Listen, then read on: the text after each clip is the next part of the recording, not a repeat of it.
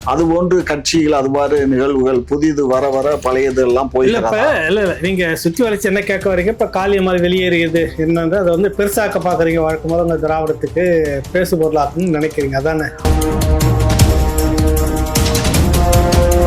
அதாவது பழையன கழிதலும் புதியன சேர்க்கையும் என்பது போல நாளொரு மேடையும் தொழுதொரு வண்ணமும் திரு சீமான் அவர்களுடைய கட்சி கலைந்து கொண்டே செல்கிறதா? புதிதாக வந்திருக்கிறவங்கள்ட்ட நீங்க பைட் எடுத்து போடணும், அதையும் பேசு பொருளாக்கும். ஆனா நீங்க உள்பட இப்ப எல்லாம் உங்களுக்கு நோக்கம் என்னன்னா சீமான் விழுந்துட்டாரு அப்படின்னு சொல்லி முடிச்சிடணும், அதான உங்க நோக்கம். சொல்லுங்க, பேச்சுக்கு சொல்லுங்க. இல்ல அவரு வந்து சீமான் வந்து நியாயப்படுத்தல, காளியம்மாள் போனது சரி அப்படின்னு நான் சொல்ல வரல. ரெண்டுக்குள்ள எனக்கு தனிப்பட்ட முறையில எனக்கு வந்து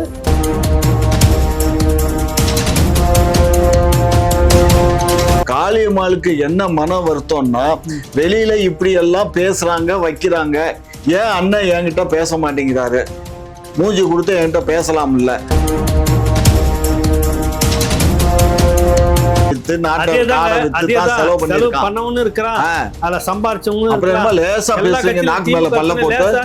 துரைசாமி போனார்ல உங்ககிட்ட இருந்து, துரைசாமி என்ன எங்க கட்சியில செலவு பண்ணாரு அப்படி சொல்லாதீங்க. மைக் இல்ல, டிவி இல்ல, உங்க மாதிரி உட்காந்து இந்த எதிர்கொலி கேட்கறதுக்கு இங்க ஆள் இல்ல, கூட்டம் இல்ல, அதனால திமுக கமுக்கமா இருக்குது. நீங்க பேசுறீங்க, நீங்க நாங்க கமுக்கம், நாங்க திறந்த புத்தகங்க, திராவிட முன்னேற்ற கழகம் திறந்த புத்தகம், யார் வேணாலும் படிக்கலாம். திமுக விட்டு விலகி போனது எம்ஜிஆர் மேல இருந்த பாசமும் நேசமுங்க. ஏன் விலகின? திமுக தானே உசுர்னு உட்காந்துட்டு இருந்தீங்க. இருந்தா இந்திய எதிர்ப்பு போராட்டத்தில் ஜெயிலுக்கு போனன்னு சொன்னீங்கல்ல.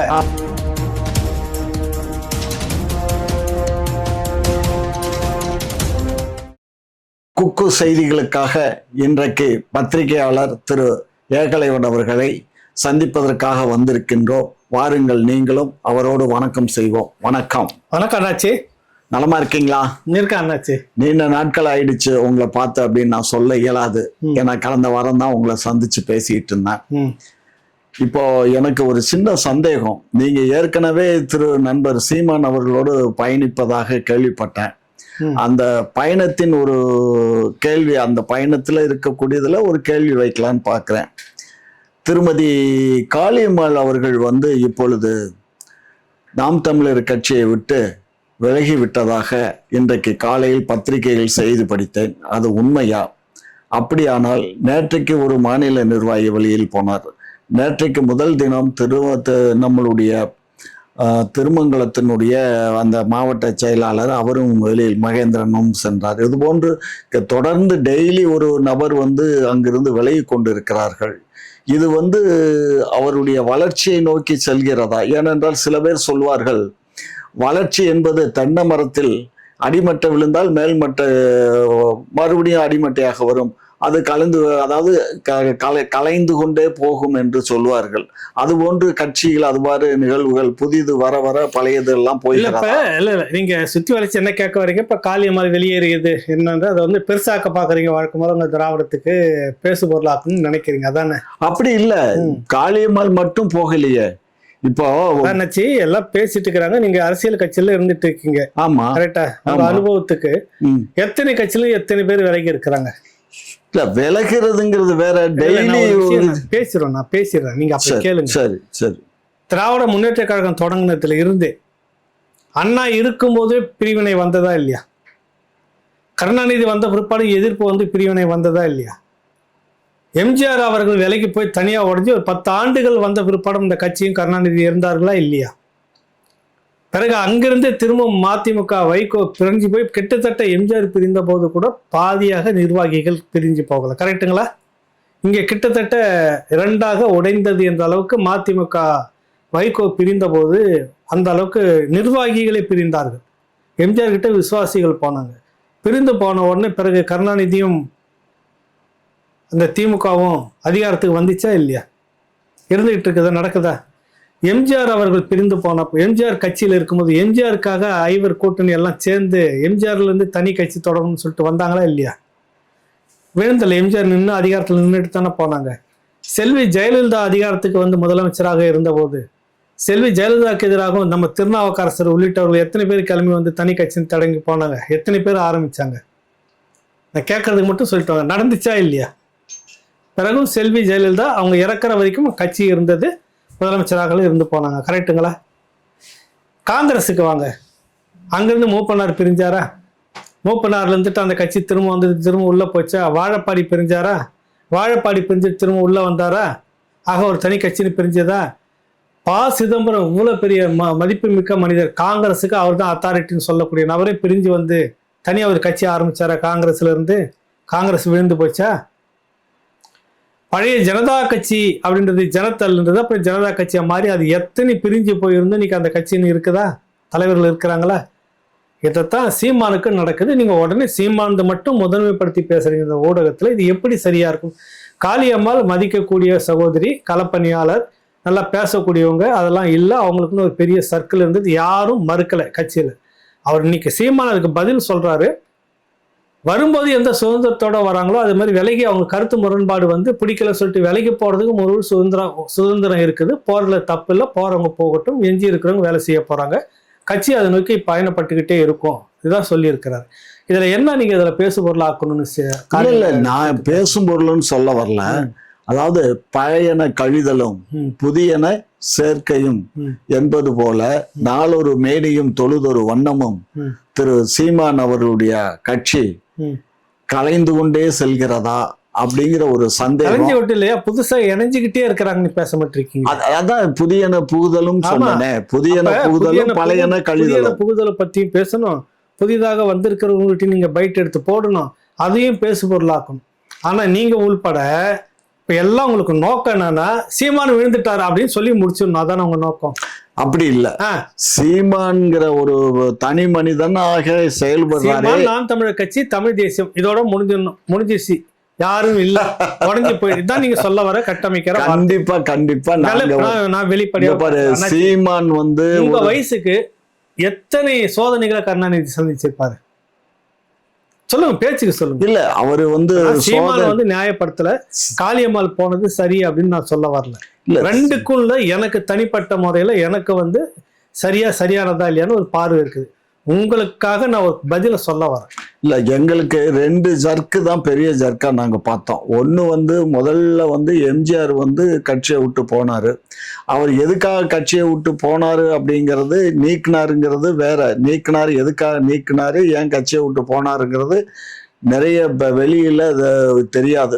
எங்களை மாதிரி நெருக்கமா உள்ள கலைஞரோட இருக்க ஆட்களுக்கு தான் எதனால அவர் எம்ஜிஆர் நீக்கப்பட்டார், ஏதோ ஒண்ணு பிளவு வந்ததா இல்லையா? பிளவு வந்தது, ஆனா அது ஒரு பெரிய ஜர்க்கு இல்லையா? அது ஒரு பெரிய ஜர்க்கு.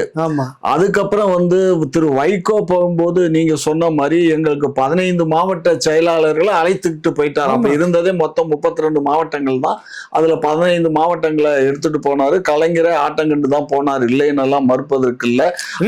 ஒருத்தர் 2 பேரும் இந்த பக்கம் போயிருந்தாங்கன்னா அறிவலைக்கு வைகோ கையில இருந்திருக்கும். கரெக்டா? இல்ல வாஸ்தவம் தான். அன்றைக்கு என்னன்னா போன மச்சான் திரும்பி வந்தா பூமணத்தோடங்கிற மாதிரி யாரெல்லாம் வைகோ கூட போன அவங்க எல்லாம் திரும்ப திமுகவுக்கு வந்தாங்க. காலகட்டத்துக்கு பிறகு வந்தாங்க, அதிகாரத்துக்கு வந்த போது வந்து ஒட்டிக்கிட்டாங்க, எல்லாமே வந்துட்டாங்க. அதிகாரத்துக்கு வந்து உக்காந்துட்ட உடனே ஒவ்வொருத்தரா கூட்டு பேசி அனுப்பிச்சுக்கிட்டாரு. காலம் இங்க மாறும். இன்னைக்கு போயிருக்கிறவங்க ஒரு காலகட்டத்துக்கு பிறகு சரியில்லை, அந்த காலம் திரும்ப இங்க வரலாம். இது என்ன பேசு பொருள் ஆகுறதுல இது என்ன விஷயம் இல்ல. அதாவது நீங்க மொத்தமா ஒரு குரூப் ஆஃப் பீப்புள் வந்து விலகி போனாங்க அப்படின்னு நான் சொல்ல வரல.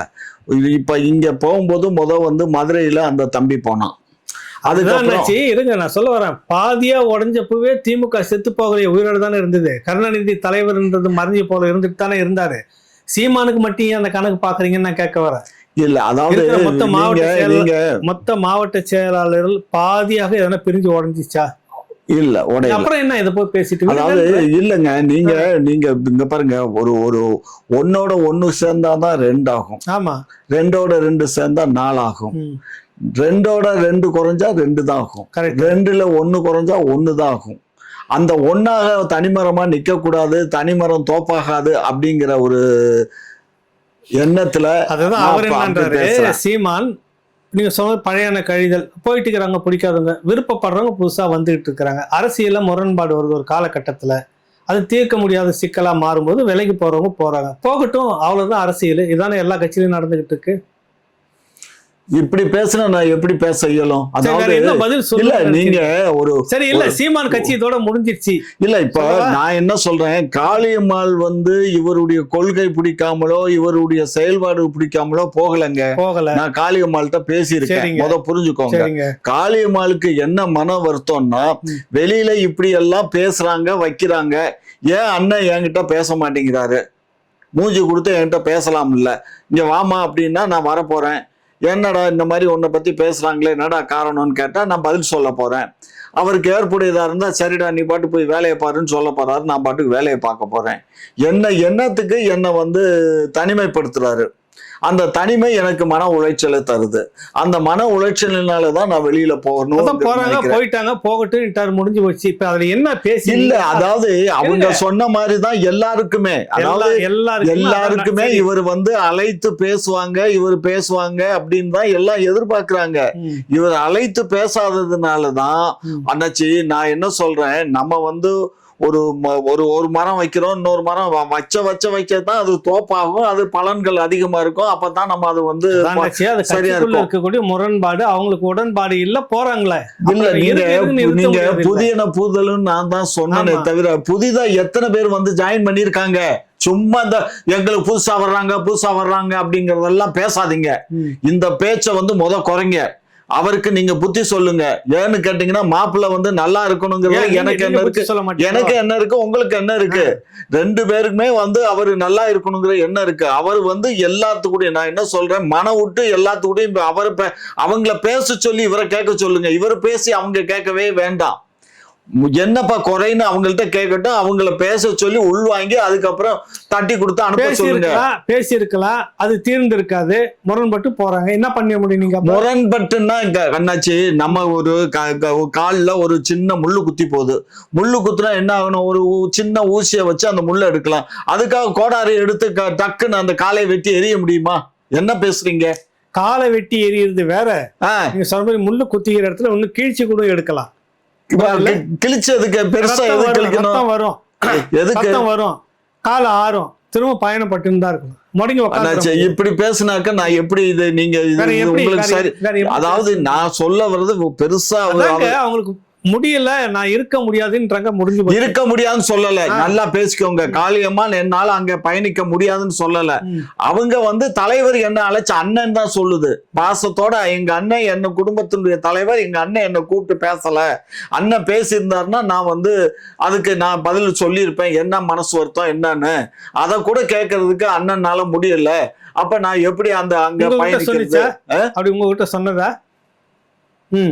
அவ்வளவுதான். சரி, இவர் கூப்பிட்டு பேசாதது காரணம் வேற ஏதோ ஒரு விஷயம், அது என்னன்னு நீங்க தான் பேசியிருக்கணும், எனக்கு தெரியாது. கரெக்டா? இவர் கூப்பிட்டு பேசாததுக்கு வேற ஏதோ ஒரு காரணம் இருக்கலாம்.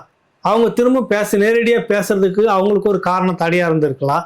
அது அவங்களுக்குள்ள முரண்பாடு வந்துச்சு. அப்படிதான் இருங்க. நீங்க காளியம்மாள் மேட்ரு மட்டும் இல்ல சார், எல்லாருக்குமே அங்க நான் சொல்ல பாருங்க, எல்லாத்துக்கும் அவங்க பாருங்க, சில பேர் இங்க பாருங்க, ரொம்ப காலத்துக்கு முன்னாடியே விலைக்கு வச்சிருக்கிறார். ரொம்ப காலத்துக்கு முன்னாடியே அவங்க இந்த சந்தர்ப்பத்தில் வெளியே போனோன்னு இந்த ஊடக முக்கியத்துவம் கொடுத்து எடுத்து போட்டு பேசுது. எனக்கு தெரிஞ்ச சில நண்பர்களும் நான் உள்ள பார்த்துருக்கிறேன். ஒரு 6-7 மாசமாவே கட்சி செயல்பாட்டிலிருந்து விலக்கிட்டாங்க. அங்கே இன்னொரு பிரச்சனையும் ஓடிட்டு இருக்குது. இந்த மாவட்டம்னு உட்காந்துக்கிட்டு நீ எல்லாரையும் கூப்பிட்டு கலைச்சிக்கின்னு, நீ என்ன கேட்காம செய்யக்கூடாது, நீ இது செய்துட்டா உன்னை நான் நீக்கிறேன் அப்படின்னு தனியாக ஆவர்த்தனமாக பண்ணிட்டு இருக்கிற ஒரு பெரிய பிரச்சனையில மண்டையடியாக கட்சி பின்னுக்கு போயிட்டு இருக்குன்னு ஒரு அனலைஸ் பண்ணிட்டு என்ன பண்றாரு, தொகுதி வார்டு இருக்குல்ல, உனக்கு பூத் இருக்குல்ல, நீ தான் அங்கே மொத்த பொறுப்பே நீ தான், தொகுதி பொறுப்பாளர் நீ தான் பொறுப்பு, உன் தொகுதிக்குள்ள முதல்ல கட்டமைப்பு பண்ணிக்கோ. நீங்கள் மாவட்டமா, உன் தொகுதி இருக்குல்ல, அங்கே பூத்துக்கு ஆளை 8 பேரை 16 பேரை நீங்கள் போடுங்க. நீ அடுத்த பூத்துக்கு நீ போகக்கூடாது, அடுத்த தொகுதி அரசியல் உனக்கு வேணாம், அப்புறமா நீங்கள் இதை கட்டமைச்சிட்டு வாங்கன்னு சொல்லிட்டு விட்டுட்டார். இதில் நிறைய பேருக்கு இந்த மாவட்ட பதவி எடுத்துட்டோன்னு தொகுதி பையன் அவங்க கூட நான் மாவட்டம்னு உட்காந்து வேலை செய்யறதா, ஈகோ வருது இல்ல, வர்த்தனை செய்யும். அதுதான் பிரச்சனைங்க. இப்ப கேளுங்க, கட்டமைப்பை வந்து மாத்துறாரு. இந்த மெத்தடை இப்ப தமிழக வெற்றி கழகம் தூக்கிட்டு சுத்துது. திமுகக்குள்ளாரையும் இப்ப அதுதான் கட்டமைச்சிட்டு இருக்கிறாங்க. எலெக்ஷன் 2020 இப்ப வர 26 எலெக்ஷனுக்கு தொகுதி இருக்காங்க, தொகுதியை வந்து கட்டமைக்கணும் வலுவா அப்படின்னு அந்த இதெல்லாம் ஒரு பேஸ். இப்போ வந்து புதிய வியூகத்தை நிறைய பேருக்கு சொல்லி கொடுத்துருக்காங்க. நாம் தமிழர் கட்சி ஏற்கனவே பண்ண தொடங்கிட்டாங்க. இதுல ஒரு முரண்பாட்டுல சில பேர் இருக்கிறதுக்கு எல்லாமே வெளியே போறாங்க. இது ஒரு காரணமா இருக்குது. ஆக இதை போய் பேசு பொருளாக்குறதுன்னா அந்தந்த கட்சிக்குள்ள நிறைய விஷயங்கள் உள்ளுக்குள்ள நடக்கும். அவங்களுக்கான மாற்றத்துக்கு வழி நிறைய செய்துப்பாங்க. சில பேர் வேணான்னு கூட போவாங்க. சில பேர் இறுக்கி பிடிப்பாங்க. என்ன காரணம்னா அந்த கட்சி முடிவு எடுக்கட்டும்ன்ற அவங்க எடுத்து பயணம் வைக்கிறாங்க. நம்ம ஏன் அதை பேசிட்டு உட்காந்து இருக்கணும்? இல்ல, நீங்க ஒரு விஷயம் புரிஞ்சுக்கோங்க.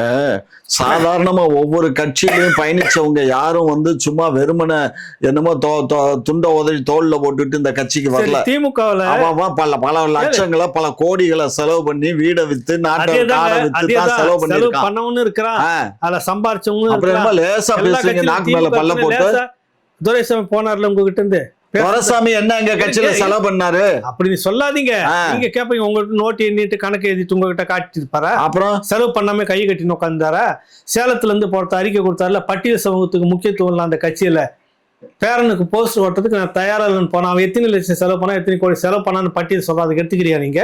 திமுகல இருங்க சொல்லுங்க. எத்தனை மாவட்டத்தில் உங்க கட்சியில நடந்துட்டு இருக்குது? எத்தனை மாவட்டத்தில் இன்னைக்கு தேதி வரைக்கும் மொத்தம் 63 மாவட்டமே என்ன வச்சுட்டு இருக்கிறீங்க? அதை விட அதிகமாகிடுச்சு மாவட்டத்தை பிரிச்சுட்டு இருக்கிறீங்க. பட்டியல் சமூகத்து ஒரு முக்கியத்துவம் இல்லைன்னு எல்லா மாவட்டத்திலையும் இன்னைக்கு குமுறல் இருக்கும். உங்க கட்சிக்குள்ள பேசலாம். அதை எடுத்து மைக்கு இல்லை, டிவி இல்லை, உங்க மாதிரி உட்காந்து இந்த எதிர்கொலி கேட்கறதுக்கு இங்க ஆள் இல்லை, கூட்டம் இல்லை. அதனால திமுகவுல கமுக்கமா இருக்குது. நீங்க பேசுறீங்க. நீங்க நாங்க கமுக்கம், நாங்க திறந்த புத்தகங்க. திராவிட முன்னேற்ற கழகம் திறந்த புத்தகம், யாரு வேணாலும் படிக்கலாம். வயசை தாண்ட ஒரு மூத்த தலைவர், ஏகப்பட்ட கட்சி அரசியல பார்த்திருக்கீங்க. கரெக்டா? கரெக்ட் இல்ல? ஏன் பாஜக இருந்து வெளியே வந்தீங்க? அது வந்து அதனுடைய கொள்கை பிடிக்காம பேச வேண்டியதான தலைவர். இல்ல பேசினாலும் அந்த கொள்கை எனக்கு பிடிக்கல. மூப்பனார்கிட்ட இருந்து ஏன் வெளியில வந்தீங்க? மூப்பனார்கிட்ட வந்து அவரும் அங்க ஜாதி பார்த்து அரசியல் பண்ணாரு அன்றைக்கு. அதான் காரணம். ஏன் பணத்துல கோடி கோடியா செலவு பண்ணீங்க? செலவு பண்ண காங்கிரஸ் எனக்கு தெரிஞ்சு நான் பார்த்திருக்கேன். உங்க பண்ணன இல்லைன்னு சொல்ல இயலாது. ஏன் வேலைக்கு அங்க போனீங்க? திமுக விட்டு விலகி போனது எம்ஜிஆர் மேல இருந்த பாசமும் நேசமும். ஏன் விலைக்குன? திமுக தானே உசுர்னு உட்காந்துட்டு இருந்தீங்க. இருந்தா இந்திய எதிர்ப்பு போராட்டத்தில் ஜெயிலுக்கு போனோம்னு சொன்னீங்கல்ல? ஆமா, எல்லாமே பண்ணீங்கல்ல. கட்சிக்கு எல்லாத்தையும் செலவு பண்ணீங்கல்ல. அன்னைக்கு நாங்க 96ல உங்களை மதுரையில பாக்குறப்ப அந்த மூட்டையில பணம் கொட்டி வச்சுக்கிட்டு இருந்துச்சு. என்னன்னு கேட்டதெல்லாம் இந்த கான்ட்ராக்ட்ல வந்த பணம் இப்போ வந்து பேங்க்ல வந்து எண்ணி எடுத்துட்டு போவாங்கன்னா வந்து அதே மாதிரி மிஷின் எடுத்து வந்து வச்சு உட்காந்து எண்ணிட்டு இருந்தாங்க. பார்த்தோம்ல, பணக்காரராக தானே இருந்தீங்க. இந்த பணம் எங்க போச்சு? அழிச்சிட்டு ரோட்ல நிக்கிறேன்னு பேசினா ஒத்திப்பீங்களா நீங்க? ஏங்க திமுக விட்டு வெளியே போனீங்க? என்ன உங்களுக்கு கொடுக்கலாங்க? உங்களையே நான் கேட்கறேன், இந்த கேள்விக்கு பதில் சொல்லுங்க. இல்ல, திராவிட முன்னேற்ற கழகத்துல நான் எதையும் எதிர்பார்த்து நீங்க பார்க்கல. எனக்கு அதெல்லாம் இல்ல கேள்வி. இப்ப நீங்க இந்த கேள்வி இங்க கேட்கறீங்களா சீமானுக்கு?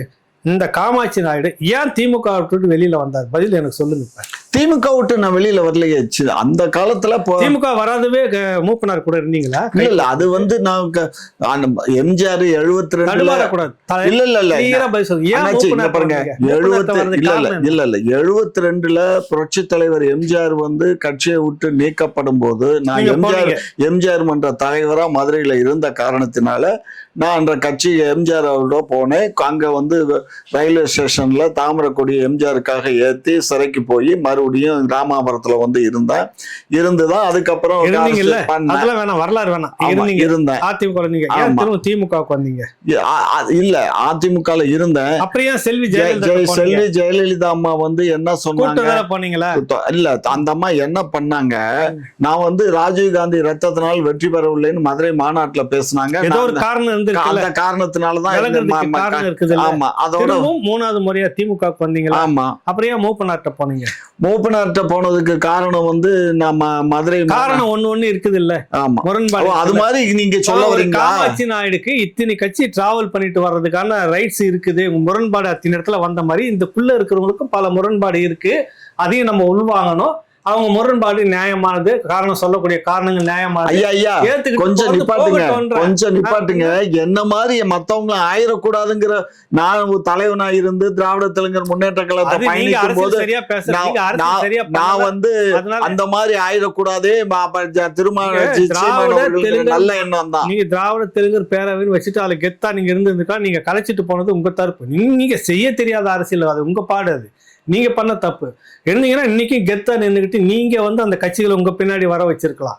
நீங்க போய் அங்க சேர்த்து கரைச்சி விட்டுட்டு உங்க துண்டையும் எடுத்துட்டு போயிட்டானுன்னு சொல்லிட்டு கவலைப்பட்டீங்க. ராவணா பேட்டியில சொல்லியிருக்கீங்க. இவ்வளவு நீங்க கவலைப்படாது, உங்க தவறு. ஆக ஒருத்தர் உங்களுக்கே இவ்வளவு இடம் டிராவல் பண்றதுக்கான ரைஸ் வந்திருக்கு, முரண்பாடு வந்திருக்குன்றப்ப ஏன் இங்க நடந்ததை மட்டும் அரசியல் ஆக்குறீங்கன்னு நான் கேள்வி கேட்கறேன். அதுக்கு பதில் இல்லை. ஐயா, இதுல அரசியல் ஆக்குறேங்கிறது தவறு. இது அந்த ஒரு நன்றி உணர்வுல தான் நாங்க அந்த கொஸ்டினை வைக்கிறோமே தவிர. நன்றி உணர்வு வை, நல்ல உணர்வு வை, எனக்கு அதெல்லாம் கவலை. காமாட்சி நாயுடு மூப்பனாரை விட்டு விலகிட்ட உடனே மூப்பனார் விழுந்துட்டார். அதோட கேட்கறதுக்கு மட்டும் பதில் சொல்லுங்க. காமாட்சி நாயுடு கருணாநிதி விட்டு ஜெயலலிதா போனோடனே கருணாநிதி அதோட ஊந்துட்டு பள்ளம் தோண்டி படுத்துட்டாரா? இல்ல நின்னார் இல்லைங்களா? செல்வி ஜெயலலிதா அவங்க கையை காலா பிடிச்சி கேட்கறேன், நீ கூட நில்லுங்க, உன்னை மரியாதையா நான் நடத்துறேன் அப்படின்னு கேட்டு உங்களை வச்சுக்கிட்டு இருந்தாங்க. நீங்க அங்க இருந்தீங்க, வெற்றிக்கு பாடுபட்டீங்க, உங்களுக்கு ஒன்றும் செய்யல. மனசாபம் இருந்துச்சா இல்லையா? வெளியில வந்துட்டோன்னே செல்வி ஜெயலலிதா அதோட விழுந்துட்டாங்களா? எங்கேயும் விழல. இல்லை. பிறகு பாரதிய ஜனதா கட்சி நீங்க வந்துட்டு உடனே விழுந்துருச்சா? அப்ப 15 வருஷமா தொடர்ந்து நாட்டை ஆண்டுகிட்டு இருக்கு, விழுந்துருச்சா பாரதிய ஜனதா கட்சி? இதுதான் அரசியல் கட்சி தலைமை. இதுதான் அரசியல் கட்சி தலைமை. சரி, யார் விலகினாலும் அந்த கட்சி, அந்த நபர் இருந்துகிட்டே தான் இருப்பாங்க, தலைவரும் நபரும். ரொம்ப சந்தோஷம். உங்க விளக்கத்துக்கு நான் ரொம்ப பாராட்டுறேன். திமுக விட்டு விலகும் போது நான் இதுதான் எழுதினேன். திமுக விட்டு விலகுறாங்க, திமுக உடனே இந்த திமுக ஸ்டாலினோட விழுந்துட்டாருன்னு எழுதல. இப்ப சமீபத்துல கொஞ்ச நாளைக்கு முன்னாடி கூட நான் பேசியிருக்கிறேன். திமுகவுக்கு அதான் பேசுகிறேன். திமுக விட்டு விலகிட்டாங்கன்றதுக்காக மற்றவங்களை போல நான் பேச மாட்டேன். திமுக இருக்கும், பயணிக்கும், முதலமைச்சர் ஸ்டாலின் தான் தலைவர். எத்தனை பேர் போனாலும் சரி அந்த கட்சி இருக்கும், இது எல்லாத்துக்கும் பொருந்தும் அப்படின்னு தான் நான் பேசியிருந்தேன். பாமகவுல இருந்து சில பேர் வெளியில போகும்போது இன்னொரு சிம்டம்ஸ் வந்த உடனே கூட இதை தான் சொன்னேன். எத்தனை பேர் விரிஞ்சு வெளியில போனாலும் சரி, அது காடு வெட்டி குருவை தனியாக ஒன்று ஆரம்பிச்சு போட்டியா கொண்டு வந்தாலும் சரி, இல்லை வேல்முருகன் போனாப்பல்ல அவர் போனாலும் சரி, அந்த கட்சி இருந்துட்டு தான் இருக்கும், தலைவர் இருந்துட்டு தான் இருப்பார், வளர்ந்துகிட்டு தான் இருக்கும். இதுதான் இருக்கக்கூடிய ஒரு நியதின்னு சொல்ல வரேன். சரி, ரொம்ப சந்தோஷம் ஐயா. முடிச்சிடலாம் ஐயா. நீங்க விட்டாக்க 1 மணி நேரம் பேசுவீங்க, எனக்கு சந்தோஷம்.